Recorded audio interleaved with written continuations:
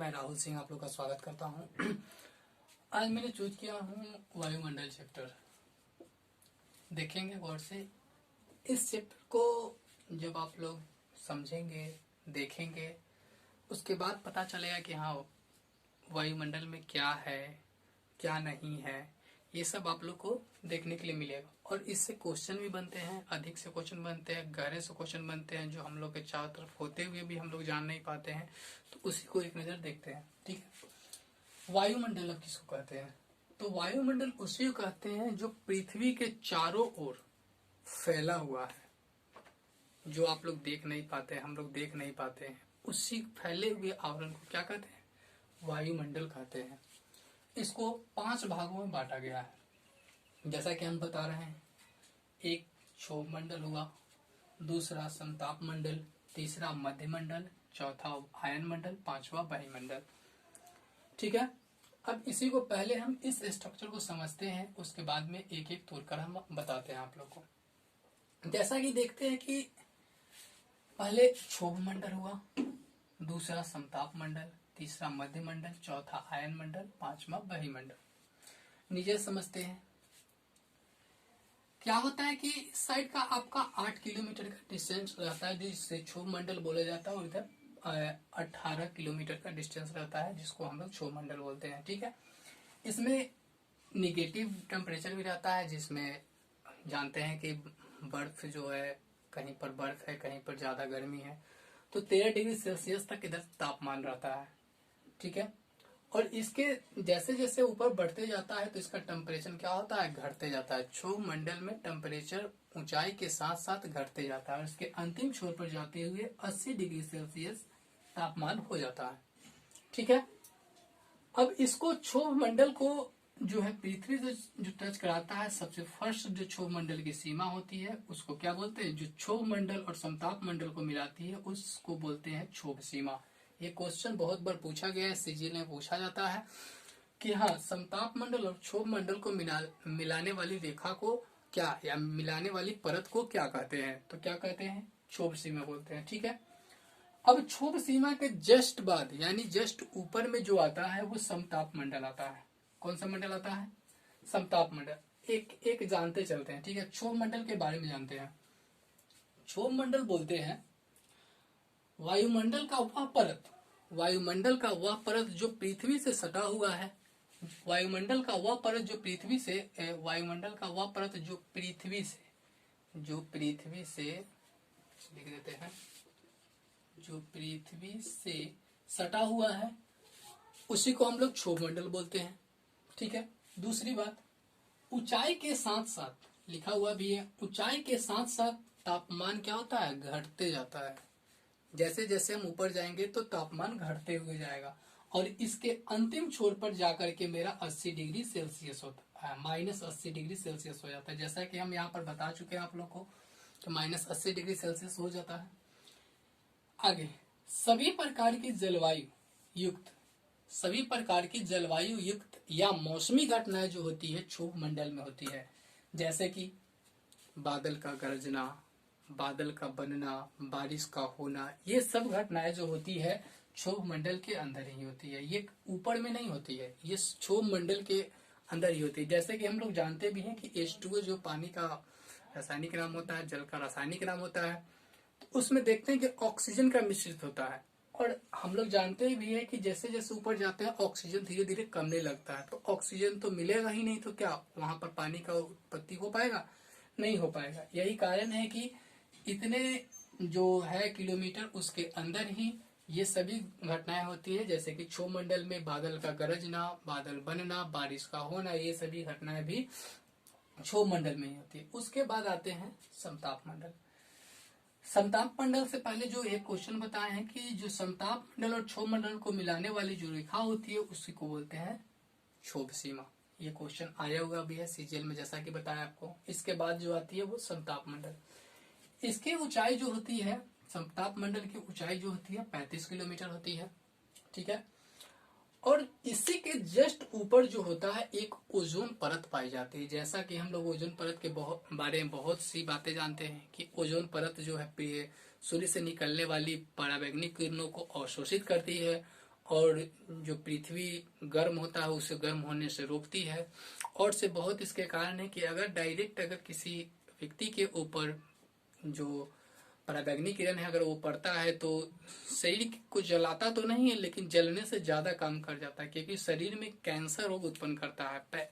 पराबैंगनी किरणों के कारण ही आज हमारे देश में कैंसर का रोग दिन प्रतिदिन बढ़ते जा रहा है। ठीक है, तो जैसा कि यहाँ लिखा हुआ भी है, ओजोन परत, समताप मंडल तो जानते हैं कि क्षोभ मंडल के जस्ट बाद समताप मंडल आता है। कभी कभी ये भी क्वेश्चन पूछा जाता है कि समताप मंडल किस जगह अवस्थित है, यानी आप जान सकते हैं कि वो मध्य मंडल के नीचे और क्षोभ मंडल के ऊपर समताप मंडल है। ठीक है, तो यहाँ जो दिखाई दे रही यही परत जो है क्षोभ मंडल के समताप मंडल के ऊपर में ही ओजोन परतें पाई जाती है। तो ओजोन परत समताप मंडल का एक परत है। ओजोन परत जो है समताप मंडल का एक परत है। ठीक है, उसके बाद जानते हैं कि ओजोन परत सूर्य से आने वाली पराबैंगनी किरणों को अवशोषित करता है। जैसा कि हम आप लोग को बताया भी है कि क्या करता है, वो सूर्य से आने वाली पराबैंगनी किरणों को अवशोषित करता है। ठीक है, उसके बाद क्या बोले, वायुयान जो है जैसे कि हवाई जहाज हुआ, ये सब चलाना जो है समताप मंडल में ही पसंद करते हैं। यानी यहाँ पर लिखा भी हुआ है कि वायुयान चालक समताप मंडल में उड़ान भरना आसान समझते हैं, यानी आसान लगता है। ठीक है, तो इस प्रकार से समताप मंडल भी जान गए। मध्य मंडल आता है, इसके जस्ट बाद मध्य मंडल आता है। इससे पहले भी आता है कि समताप मंडल और मध्य मंडल को मिलाने वाली रेखा को क्या कहते हैं। तो समताप मंडल और मध्य मंडल को मिलाने वाली रेखा को हम लोग बोलते हैं समताप सीमा, समताप सीमा बोलते हैं। ठीक है, और उसके बाद आ गया मध्य मंडल। तो मध्य मंडल जो है आप लोग का तो ये 30 किलोमीटर में फैला हुआ है। ठीक है, अब हम देखते हैं यहाँ पर ऊंचाई के साथ साथ तापमान घटता है। ऊंचाई के साथ साथ क्या होता है, तापमान घटते जाता है और इसके अंतिम छोर पर जाकर के -80 डिग्री सेल्सियस क्या हो जाता है, तापमान हो जाता है। ठीक है, 80 डिग्री 100 डिग्री सेल्सियस जो होता है तापमान हो जाता है। ठीक है, इसमें ज्यादा कुछ जानने वाली बात नहीं है। और इसे मिलाने वाली यानी मध्य मंडल और आयन मंडल को मिलाने वाली सीमा को मध्य सीमा के नाम से जानते हैं। यहाँ पर हम लिख देते हैं मध्य सीमा, एक मिनट, मध्य सीमा के नाम से जानते हैं। ठीक है, चलिए आयन मंडल आ गया। अब आयन मंडल के बारे में ये पूछता है कभी कभी कि आयन मंडल किस जगह अवस्थित है, तो ये पता है कि बही मंडल यानी सबसे ऊपर से नीचे और मध्य मंडल के ऊपर में आयन मंडल अवस्थित है। ठीक है, और ये भी क्वेश्चन आता है कि आयन मंडल और बही मंडल को मिलाने वाली रेखा को क्या बोलते हैं, तो आयन सीमा बोलते हैं। ठीक है, और ये जो फैला हुआ है 400 किलोमीटर से 600 किलोमीटर के बीच में इसे माना जाता है कि आयन मंडल है। जैसा कि हम लोग आयन मंडल के बारे में जानते हैं कि इसके कारण ही पृथ्वी पर संचार प्रणाली सुविधाएं उत्पन्न होती है। यानी इस आयन मंडल के कारण ही या आयन मंडल में ही संचार प्रणाली की सुविधा संभव हो पाती है। दूसरे स्थान को रेडियो तरंगे के माध्यम से जोड़ती है। यानी जैसे हम लोग यहाँ से अलग बात करते हैं तो ये सभी जो घटनाएं होती है, रेडियो एक्टिविटी जो होती है यानी रेडियो तरंगे जो होती है, ये आयन मंडल के अंदर में ही, आयन मंडल के बीच में ही इसकी सुविधा संभव होती है। ठीक है, अब जैसा कि आगे जानते हैं बही मंडल। ठीक है, तो बही मंडल को ताप मंडल के भी नाम से जाना जाता है, क्योंकि वहां पर जाने पर ताप बहुत अधिक हो जाता है। और ये बार बार क्वेश्चन आता है, जो जिसका लिस्ट हमने बना दिया है कि ये बही मंडल में यानी सबसे ज्यादा नाइट्रोजन जो है ऊपर पाया जाता है। जो सबसे हल्की गैसें होती है, जैसा कि जानते हैं सबसे ऊपर वही जा सकता है जो हल्का होता है।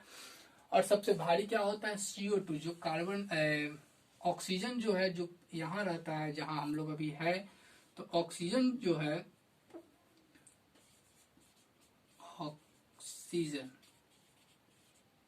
ऑक्सीजन बहुत भारी जो होता है गैस, इसके कारण वो सबसे कम होता है। N2O 78%, O2 है कितना है 20.94%, आर्गन है AR से आर्गन को बोलते हैं 0.93%, CO2 0.03%। ठीक है, तो ये सभी भी कभी कभी डायरेक्ट क्वेश्चन में आ जाते हैं कि हाँ O2 वायुमंडल में कितने प्रतिशत है, CO2 कितने प्रतिशत है, ठीक है। तो ऑक्सीजन CO2 जो कार्बन डाइऑक्साइड जो होता है ये कितना है वायुमंडल में 0.03% है, ठीक है।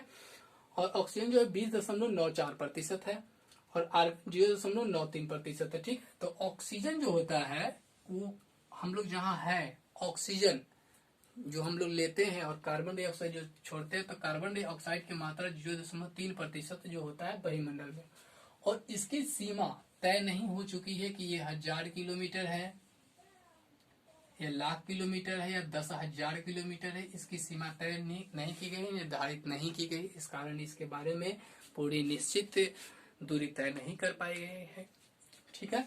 इस प्रकार से हम लोग देखते हैं कि वायुमंडल को भागों में बांटते हैं और क्या क्या घटनाएं वहां पर संभव होती है। तो आई होप कि आप लोग को वीडियो पसंद आएगा, और पसंद आए तो लाइक कमेंट शेयर और चैनल को सब्सक्राइब कीजिए अगर चैनल पे पहले बार है तो।